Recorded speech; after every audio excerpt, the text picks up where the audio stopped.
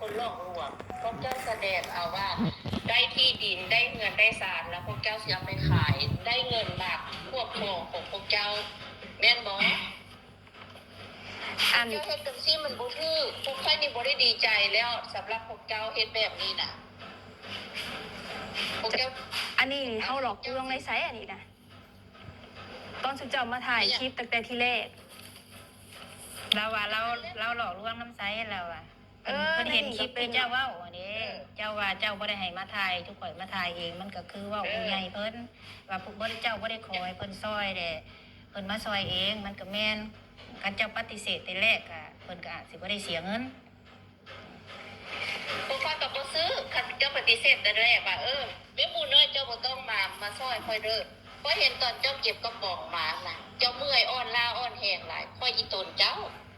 เมื่อค่อยอีตนเจ้าแล้วค่อยก็งัวไปกันไปว่าผู้ใดเห็นก็อีตนจังไปซื้อดินให้เจ้าบ่ห้ามเจ้าปฏิเสธแต่ที่แรกแล้วหั่นน่ะพวกข้อยก็บ่ได้เสียเงินนี้มันหาบ่ได้ง่ายๆได้แล้วเป็นหยังเจ้าคือมาดูถูกผู้ใหญ่บ่ได้ดูแม่นเจ้าเจ้าบ่ได้ขอฮ้องแม่นความเจ้าคือความเจ้าอันนี้น่ะเจ้าบ่ได้ขอฮ้องแต่ว่าพวกค่อยมีใจเมตตาสงสารเจ้าบ่แม่นว่าพวกค่อยบ่มีใจเมตตาใดแล้วพวกเจ้าอยู่ในสมองพวกเจ้ามันคิดว่าลอกลวงเอาเงินอันนี้เจ้าคิดเองเด้อขายใส่ไปใส่ให้ตัวเองมันพูดถูกแบบนั้นถ้าเจ้าบ่มักอยู่แล้วก็คือเจ้าก็ให้คนที่ว่าต้องการคนทุกหลายอยู่ประเทศลาวบ่แม่นมีแต่เจ้าคนเดียวเจ้าเฮ็ดแบบนี้หั่นคนทั่วโลกน่ะบ่มีไผมักเจ้าดอกเจ้าเป็นเด็กน้อยที่ว่าก้าวร้าวค่อยต้องคิดเจ้าหั่นน่ะบ่มีความที่ว่าเมตตาผู้ใดอีกละเจ้าหั่นน่ะเจ้าเห็นแก่ตัวเจ้าเว้าใส่แต่เจ้าเองเจ้านี่เจ้าบ่ได้คิดอันนี้มาเว้าหรือมาซ้ำเติมค่อยดีใจค่อยภูมิใจแล้วเจ้าบ่ควรเฮ็ดแบบนั้นความหมายของเพิ่นเว้าตั้งแต่เริ่มที่มาช่วยเจ้าแล้วเพิ่นเห็นคลิปเจ้าแล้วเพิ่นเว้าเพิ่นบ่พอใจสิ่งที่เจ้าเว้าออกไปเพราะว่าเพิ่นช่วยเจ้าแล้วว่าออกไปกะที่แรกเลยจะลงคลิปเฮียงซะ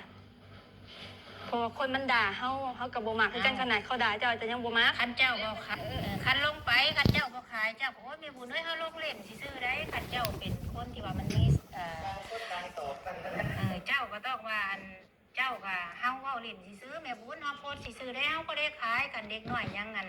มีจิตสำนึกนะบัดนี้เจ้าก็ออกมาตอบเจ้าบ่แม่นว่านั่นได้บัดนี้เจ้าออกมาเว้าในคลิปของเจ้าบัดนี้คันเจ้าคิดว่าโอ้ยเฮาโพสต์ซื่อๆแม่บุญข่อยก็ว่าโอ้ยน้องเมย์เราโพสต์ซื่อๆข่อยก็มาเว้าจังซี่ในเมื่อเจ้าออกมาโต้ตอบเองเจ้าข่อยก็แค่มาถามซื่อๆเพราะว่าจะลงคลิป2-3ข่อยก็บ่ได้ว่าเราข่อยก็บ่ได้ว่าหยังดอกอยากตอบก็ตอบแน่ตอบให้มันถูกแล้วเจ้าก็เว้าไปว่าบ่ได้ต้องการที่ว่าให้มาซอยมาหยังกับผู้ใหญ่เพิ่นเห็นเลยก็บัดนี้ที่มาเว้านี่ก็คือหยังคือข่อยถามมาแหละเรื่องเล่านี่เราสิบ่ขายเอื้อยเราเว้านะเราสิอยู่แต่ว่าสิลงบทบันทึกเพิ่นเพราะว่าเป็นน้ำเฮานี้มาวุ่นวายอยากลงนะเกี่ยวกันลงบทบันทึกไว้บ่ให้ขายดินตอนนี้เฮือนตัวนี้บ่ให้ขายบ่เว้าหลายมาเซ็นเจ้าบ่มีเงิน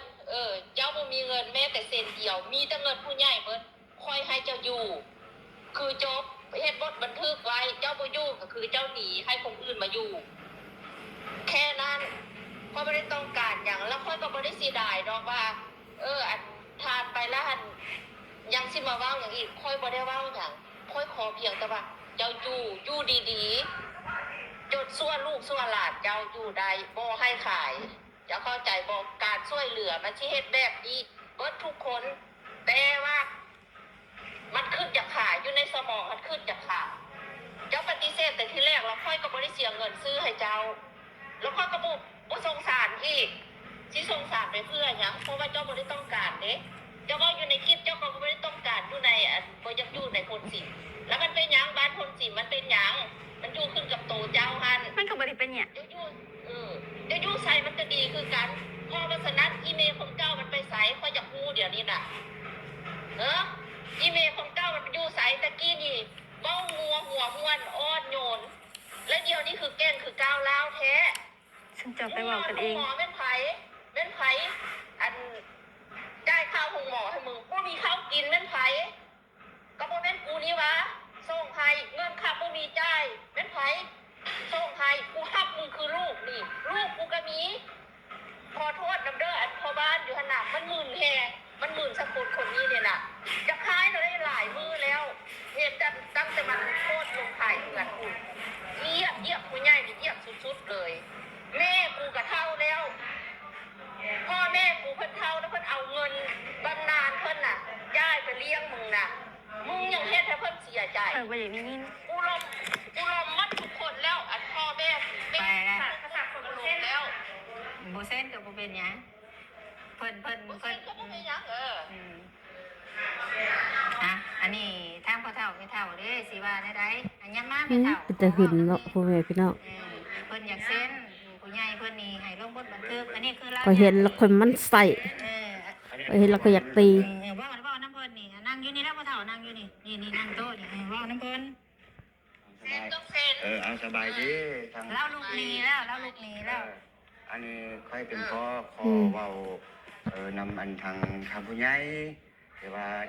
ขอหน่อยเองเนาะผู้ที่เป็นพ่อนี่ก็บ่ได้ โอ้ยเนาะว่ามาแล้วก็หึนปลาลุงเว้ย เดี๋ยวเพิ่นเบิ่งแยงเพิ่นช่วยเหลือ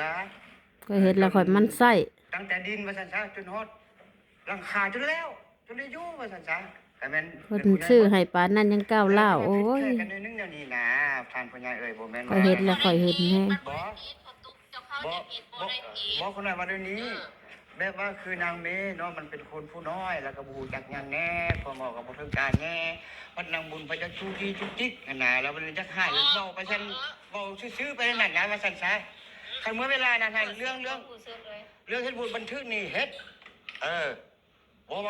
เฮ็ด%แต่ว่าเรื่องค่ายดินค่ายกันนั้นเป็นไปบ่ได้แท้ค่ายบ่ได้แท้เพราะว่าใบอันนั้นอยู่นำพ่อแม่ดิ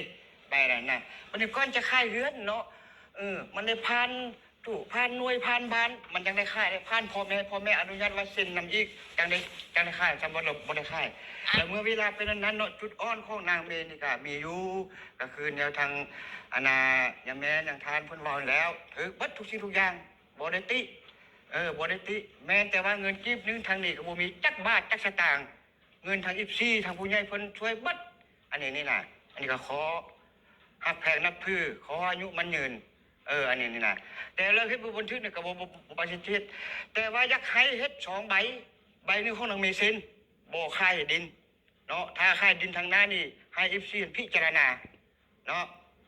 บันทึกอันที่1บันทึกอันที่2แล้วแม่นว่าบ่ให้นางบุญนี่มาเว้าจังซั่นจังซี่อีกมาต้อนขอบจังซั่นจังซี่อีกบ่ให้มันสร้างกระแสว่าซั่นซะบ่ให้สร้างกระแสแล้วคันเมื่อ ฟังเพิ่นว่า เจ้าค่ะแต่นำบุญน่ะเราบ่ได้เราบ่ได้ไปปัดปวดจ้ะพวกค่อยที่เห็นอีเมลนี่มันน่ะมันลง Facebook เจ้าขายเหือน400,000ค่อยนี่เป็นคนโทรไปหานางบุญไปเบิ่งดู มันโอเคบ้ามันจะซื้อ ขายเหือน ฟังเพิ่นว่า เป็นอย่างจังสิขายเฮือนให้ไปเบิ่งให้เอื้อยแด้นางบุญนี่บ่ได้อยากไปดอกนางบุญบ่ได้ปันป่วนเจ้าจะเว้ากี่เจ้าประตูเจ้าฟังค่อยเด้ออีเมลนี่น่ะมันลง Facebook นี่น่ะมันสิเห็นทั่วโลกเห็นเบิดทุกคนผู้ใหญ่นี่เห็นเบิดพวกค่อยนี่ผู้ใหญ่ที่ว่าร่วมกันเฮ็ดเฮือนนั่นน่ะจะโทรคอนแทคกันตลอดลงกันตลอดวันนี้ผู้ใดสิเฮ็ดจังใดเว้าจังใดเฮ็ดจังใดจังให้นางบุญนี่เข้าไปแล้วนางบุญโทรหาอีเมลนี่มันบ่มาหาคันอีเมลมันเข้ามาหาแล้วมันก็คือจบมันบ่มีเรื่องมันบ่ได้เว้าได้ว่ากันพอตู้อย่าไปแก้ตัวแทนมันมีแต่พอตู้หันสอนมันแค่นั้น บ่แม่น ถ้าไปอยากถามพ่อตู้ไม่ตู้อยู่ซุมเพิ่นเพิ่นเว้าว่าเฮานี่มาปั่นป่วนเฮามาป่วนช่วงไหนที่เฮามาช่วงเฮ็ดเฮือนก็เฮาก็มาเบิ่งสร้างเฮ็ดเฮือนหลังนี้ขึ้นมาหลังจากเฮือนแล้วเฮาก็บ่ได้มาเฮาก็หาก็มาค่ะแล้วประกาศขายเฮือนนี้คันว่าเฮาคิดมาปั่นป่วนให้เฮือนหลังนั้นจนแล้วน่ะเฮาก็บ่ฮู้สิเว้า อันนี้ข้อชี้เว้าเด้ออันนี้ค่อยขอฮักแพงและนับถือทางท่านผู้ใหญ่ผู้ที่ต่างประเทศเนาะอันนี้เนาะคันท้าว่านางบุญบ่สร้างความปั่นป่วนถ้ามีหยังนะสมมุติถ้ามีหยังนะไปเว้ากับพ่อกับแม่ก็ได้บอกพ่อแม่เดี๋ยวนี้หั่นนางมีสิค่ายดินแท้บ่คันว่าค่ายดินแท้ซั่นน่ะแม่นขึ้นบ้านไหนเฮ็ดบุญบันทึกกัน อันหนาวันนี้คันถ้าบ่ค่ายแล้วก็แล้วไปอันน่ะไอ้เราพัดบ่ถามแล้วก็ฟาดมาหาบ้านรถก็แม่นอยู่กับบ่นั่นน่ะหรือว่าก็แห้งดอก แต่ว่ามันความ เพราะว่าพ่อตู้บ่ได้เกี่ยวได้พ่อตู้อันนี้เขาสิตัดบทเจ้าเพราะว่าเงินหลังนั้นพ่อตู้เป็นตู้บ่เกี่ยวของบ่ได้เกี่ยวเพราะว่าบ่ได้ซื้อให้พ่อตู้เป็นตู้มีแต่นางเมย์คนเดียวนางมี เข้าใจ เป็นคนที่จุดประสงค์พ่อตู้บ่จำเป็นต้องมาเว้าแทนนางเมย์โอเคบ่แม่นว่าเว้าแทนอันนี้เนาะ เจ้าเว้าแทนนี่เจ้าเว้าแทน ข้องว่านางเมเราพัดนี่นะอัน เจ้าบ่ อย่าแม่ เจ้าบ่ต้องยุ่งพ่อตู้บ่จบเจ้าบ่ต้องยุ่งเพราะว่าเรื่องนี้ขนาดมีแต่อีเมลคนเดียวค่อยเฮ็ดให้อีเมลเขาบ่ได้เฮ็ดให้เจ้าโอเค และเจ้าจะไปเว้าให้สาวบุญว่าสาวบุญ เตือนไอ้เรื่องนั้นค่อยก็บ่นั่นดอกบ่ได้สนใจว่าสิบ้างเอาเฮือนเอาซ่านบ่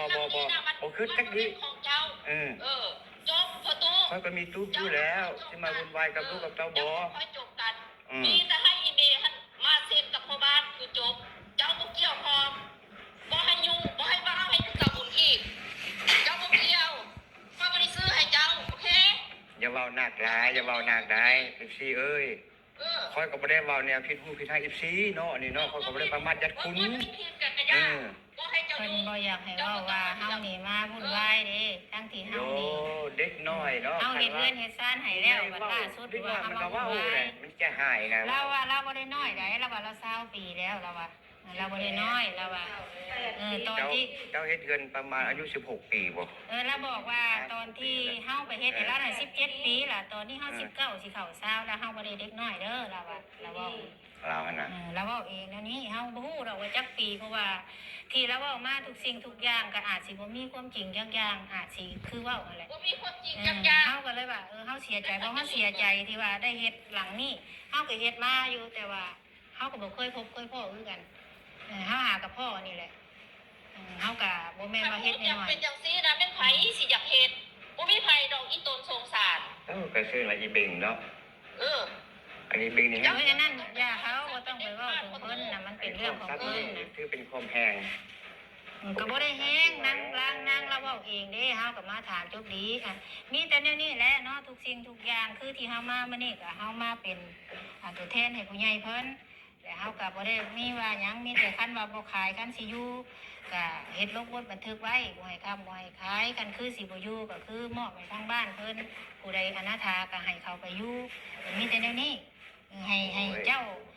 ให้เจ้าไปถามร้านเจ้าไม่ว่าเพราะว่าเราหนีกล้องแล้วเดี๋ยวนี้เราบ่เว้าน้ำผู้ใหญ่แล้วก็ให้ถามว่าตูสิเอาบ่หรือตูสิอยู่บ่คันบ่อยู่ก็แค่คืนให้เพิ่นให้ผู้อื่นคันว่าเฮาสิอยู่ก็คือมาลงบทบันทึกลงลายเซ็นกันว่าต่อไปนี้เฮาสิบ่ขายแล้วเฮาบ่เว้าเฮาเว้าลิ้นซื่อๆก็ว่าแนวนี้เนาะเฮาก็บ่ได้เครียดบ่ได้ให้หยังที่เฮามาก็ได้ไผสิเว้าในเฮาแนวใดก็อย่าว่าเฮามาปั่นป่วนก็อย่าเฮามาตามหน้าที่เฮาอันนี้แล้วแต่ผู้สิว่าเนาะ เพิ่นเว้าคลิปก่อนนั้นแห้งหลายเฮาบ่อยากเว้าหรอกเพราะว่าเราบอกว่าที่มากอ่ะมายิกหัวเราว่านางเมเราว่ายาเราแต่จังใดก็มีแต่เดี๋ยวนี้แหละเดี๋ยวสิลงกับพ่อบ้านก่อนเพราะว่าเฮาบ่ได้ถ่ายคลิปตอนที่ว่าเพิ่นลงบทบันทึกกันเด้อหลังจากแล้วเฮาจังสิอ่านให้ฟังดอกว่าแล้วเด้อเฮาใจเย็นๆเด้อจังใดก็เฮาก็ขอโทษทั้งทั้งอ้ายหลายๆเนาะ บ่เป็นหยัง โดยที่ทำต้องเบิ่งมันพวกผู้ชายสไตล์ก็ยากบ่ต้องสนใจบัดนี้นะ คันว่าลงบทบันทึกนี่คือที่เว้าหันบอกว่าลงในบทบันทึกนี้เฮือนหลังนี้คันสมมุติว่านางมีเราบ่อยู่แล้วปะเราทิมเนาะก็คือคนในครอบครัวของนางมีนี่แม่นบ่มีสิทธิ์มีสิทธิ์บ่มี ถ้าว่านางบ่อยู่แล้วก็คือมอบให้ทางบ้านไว้ให้คนที่เขาลำบากต่อแม่นบ่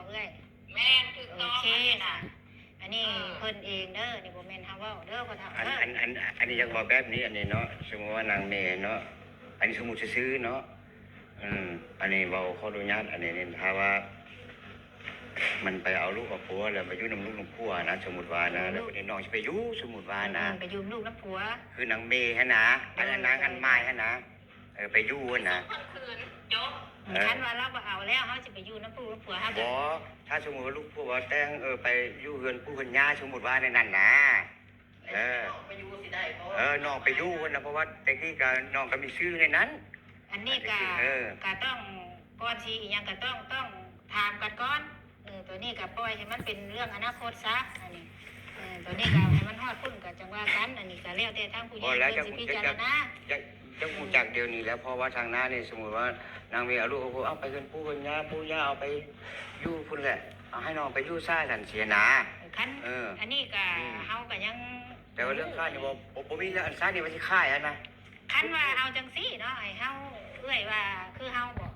อืม คันสมมุติว่านางไม้เนาะเราดีเราบ่ประมาทบุญคุณผู้ที่เพิ่นสร้างให้ก็เอื้อยว่าแนวใดเอ้ย บ่ให้ไผจักคนนะครอบครัวนะบ่ให้ไผจักคนอีเมดีแล้วก็คือจบ อืม บ่ให้ไผจักคนบ่ให้ไผมาเกี่ยวข้องอีกลดอีเมลแล้วก็จบ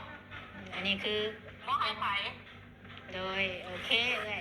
เอ้ย คันเป็นสิก็เฮ็ดบ่ที่คุณครัวถ้ามันอันนั้นก่อน นะ หลายคนเบิ่งว่ามัน อันนั้นก่อนเนาะเอ้ยเนาะวันนี้ ว่า เนาะ ใดๆหั่นนะ อันนี้อย่างสิโทรหาใหม่เด้อลงกลับบ้านก่อนมันโดนแล้ว อืม โอเค โอเคเลย บ่ อ่ะตัวนี้ก็คือตามนี่แหละเนาะเอาก็ได้ อันนี้ก็คืออันนี้ก็คือคำมันผู้ใหญ่เพิ่นทุกสิ่งทุกอย่างก็มี ป่ะพ่อแม่พี่น้องเอ้ยเนาะขออนุญาตได้อสาวบุญบ้านเฮาเนาะจะท้องขออนุญาตเด้อจะท้องได้เบิ่งคลิปแล้วจะท้องมันไส้แห้งปกติจะท้องก็บ่ได้ว่าอยากถ่ายลงเนาะพ่อแม่พี่น้องจะท้องเห็นแล้วแบบ เห็นแล้วเป็นแต่หึนแทนหั่นนะเป็นแต่หึนแทนผู้ใหญ่เป็นแต่หึนแทนนั่นทุกๆคนหั่นนะโอ้แบบเป็นเด็กน้อยที่แบบว่า หนาเข่งอิงติ้งแล้วแบบเว้าแบบบ่มีมารยาทเลยแล้วก็เว้าแบบจักสิเว้าจังใดจักสิเปรียบเทียบว่าจังใดเนาะแบบโอ้ยหน้าเจ้าหั่นนะอีหลาเขาเฮ็ดให้เจ้าเฮือนซ่านปานนี้ถ้าเจ้าสิยกสิย่องย่อเขาอยู่ในหัวพุ่นเจ้ายังไปเว้าเพิ่นแบบสิโอ้ยเนาะเห็นแล้วก็เป็นสะท้องเห็นแล้วก็แบบหึดน้ำหั่นนะปะลุงแบบเป็นหยังคือเว้าจังซี่หั่นนะขออนุญาตนำสาบุญเพิ่นเนาะก็หึนแทนเจ้าได้สาบุญเอ้ยหึนแทนผู้ใหญ่เพิ่นเพราะเสียดายเงินที่เฮ็ดเฮือนให้เราเนาะโอ้ยเนาะเสียดายเงินเสียดายคำที่เฮ็ดเฮือนให้บ่น่าเฮ็ดให้เลย แบบนี้นะมันบ่สมควรได้เลยปะลุงอันนี้ส่วนตัวของชาวท้องเองเด้อนี่แบบบ่สมควรได้หั่นนะเห็นแล้วแบบเห็นแห้งเนาะเบิ่งเด้อชาวท้องใช้เบิ่งตอน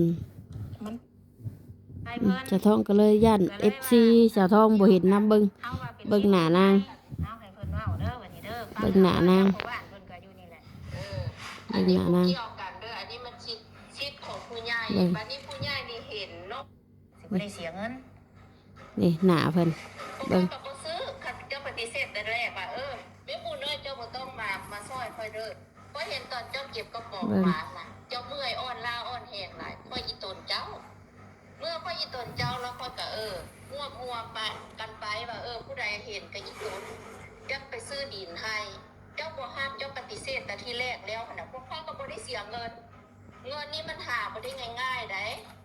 แล้วเป็นหยังเจ้าคือมาดูถูกผู้ใหญ่ บ่ได้ดู แม่นเจ้าเจ้าบ่ได้ เบิ่งหน้า แม่นความเจ้าคือความเจ้าอันนี้น่ะเจ้าบ่ได้ขอฮ้องแต่ว่าพวกค่อยมีใจเมตตา เบิ่งหน้าแน่ปะลุง สงสารเจ้า ก็เห็นนะก็หึนแทน บ่มีใจเมตตาใด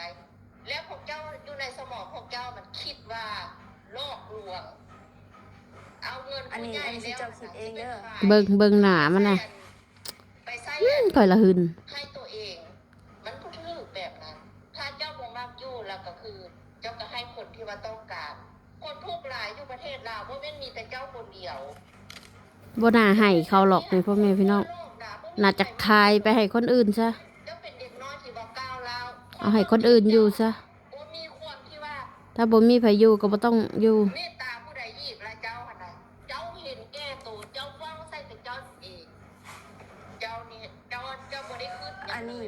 เบิ่ง มาซ้ำเติม โอ้ เบิ่ ค่อย ง ดีใจค่อยภูมิใจ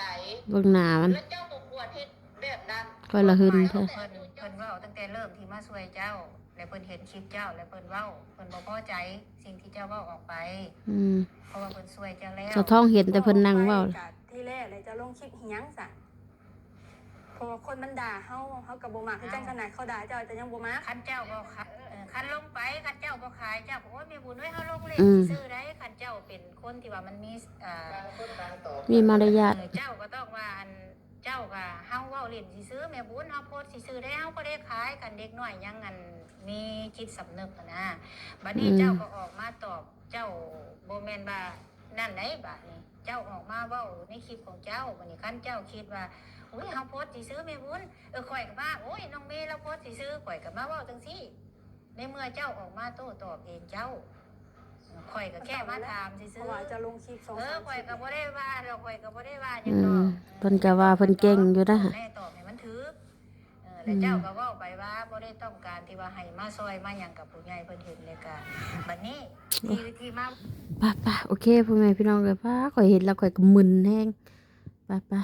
ขอบคุญขอบคุณ FC เด้อเนาะ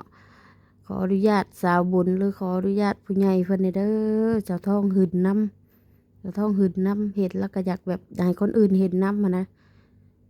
แบบจักสิว่าจังใดเนาะเบิ่งหน้าเบิ่งตาแล้วเป้ยจังแม่นหื่นแฮง